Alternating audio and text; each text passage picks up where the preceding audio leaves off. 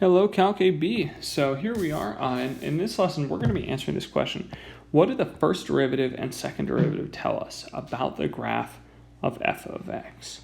So we're going to be looking at graphs of f and trying to make insights about the graph and the function f by looking at information about the first and second derivatives. Okay, so let's go back to some things that we've gone over before. If f prime is positive, meaning f has a positive slope, what that means is that the graph is increasing as we go over to the right.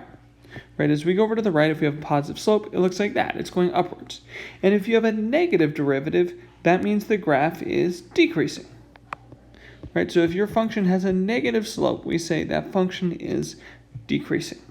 So let's just go over a couple of examples, right? The first one, say I give you a graph of f of x, and I think it's really important to kind of label something like this. When you have a graph that looks like this, and we ask, where is it increasing or decreasing? It's increasing whenever your first derivative here is positive.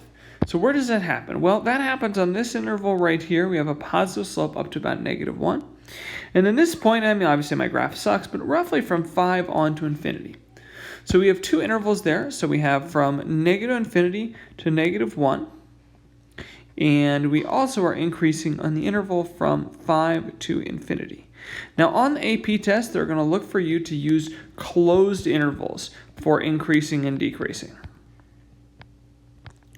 Not always for everything, but if you have an increasing or decreasing, they're going to put closed intervals. So you would do like 3, 5. Or maybe like 6, infinity. If you have an infinity or negative infinity, that's always going to be just a parentheses because you can never reach that point. Remember, the bracket means you do reach the point. Anyway, so let's continue. If you're decreasing, that's the region on the middle. Let's highlight that in a different color. If you're decreasing, we have a negative slope on this graph of f from, it looks like, about -1 to +5. So it's decreasing on the interval from -1 to 5. So if you have a graph of f, right, it's easy to see where it's increasing or decreasing, where is it going up or where is it going down. Now, if I just give you an equation for f, what you could do is you could do a sine line graph of f prime. So my f prime here is 2x minus 6. So I'm going to label that. So here's f prime. Okay, so 2x minus 6 equals 0. We split that up at 3. If I plug in a positive number like 30, I get a positive first derivative. If I plug in 0, I get -6. So what we would say on this example, where we're given this equation, I'm increasing when my first derivative is positive. So that happens on the interval from 3 to infinity. I'm going to be decreasing when that first derivative is negative on the interval from -infinity to 3. So that's how we would answer that problem. So if a function asks where it's or problem asks for functions increasing or decreasing, is the first derivative positive or negative? Okay, so let's go a step further now. Let's talk about the second derivative. Remember the derivative of the first derivative. So if the second derivative is positive, that means that the first derivative is increasing, which is what we just said, right? If f prime is positive, that means that f is increasing. We're just taking this one step further. If f double prime is positive, it means f prime is increasing. And if f prime is increasing, that means the slope of the graph is increasing. And what that means, we call that concave up. So if you have a situation where the first derivative is positive, concave up is basically like a bowl opening upwards. Now, you could actually be increasing in concave up, which would be like the right half of that bowl. You could actually, this bothers me that it fails the vertical line test.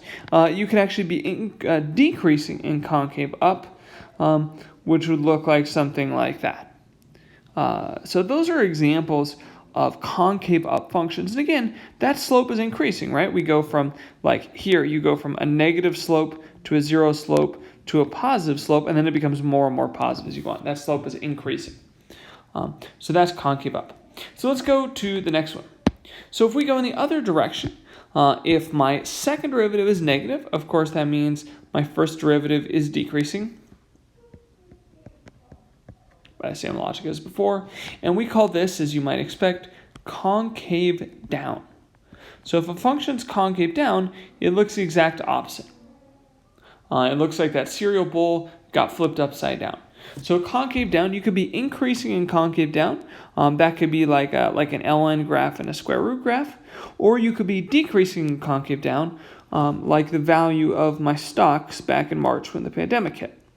So that's an example. And basically, they're just different parts of this graph. So if the first derivative is positive, you're concave up. Your second derivative. If your second derivative is negative, you're concave down. Now, one key word that we're going to talk about today is a point of inflection. A point of inflection is a value where your second derivative changes sign. Or more specifically, f changes concavity. So it changes from concave up to concave down, or vice versa. Okay. And at a point of inflection, so if you're changing, just like a max or min, if your second derivative is changing from positive to a negative, your second derivative could either be 0 or undefined.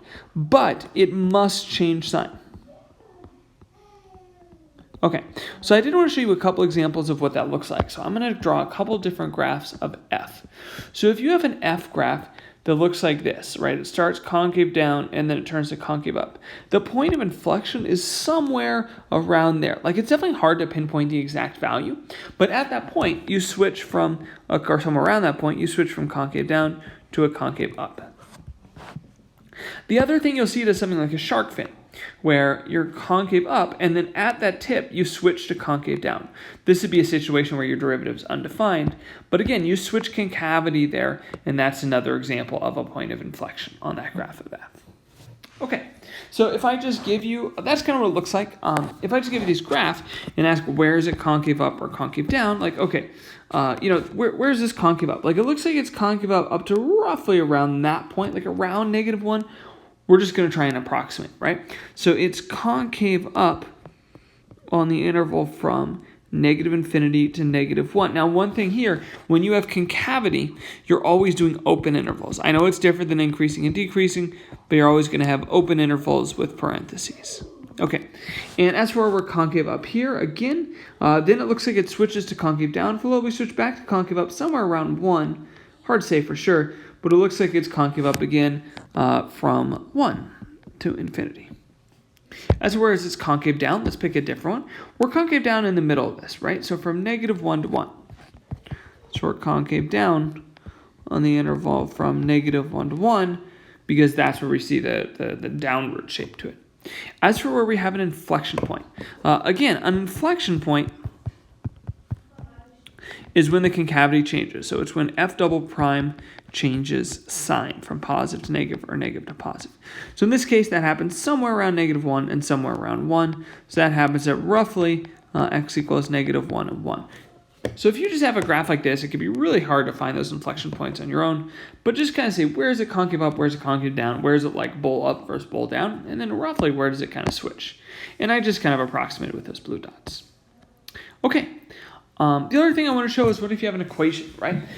What if you have an equation for f, and I ask you, where are the points of inflection? Where is it concave up and concave down? Well, that sounds like you need to know the signs of f double prime. So you need a sign line graph of f double prime. Okay, so let's find that. So f prime, f prime is 4x cubed minus 36x plus 3. That should be a single derivative. I apologize there. So my second derivative then would be 12x squared minus 36. So if I'm making a sign line graph, I see where's that 0. So that's 12 times x squared minus 3. So if I set that to be 0, 12 equals 0 doesn't do anything. But that's saying x squared equals 3. So x equals plus or minus square root 3. Okay, so if I draw a sign line graph for f double prime, so we have rad 3, and we have negative rad 3. Okay, so when I plug in like, I don't know, 10, I get 12 times 97. When I plug in 0, 12 times negative 3, and then positive on the left. So as for this, we're concave up when my second derivative is positive. So that happens from -infinity to negative square root 3. And also square root 3, positive square root 3 to positive infinity. You're concave down when your second derivative is less than 0. And I just get this off the sign line graph. So my second derivative is less than 0 on the interval from negative rad 3 to rad 3. Okay, so that's what's going on there. As for the inflection points, right? The inflection points, sorry, we didn't have enough room. The inflection points are what happens when the sign of f double prime changes.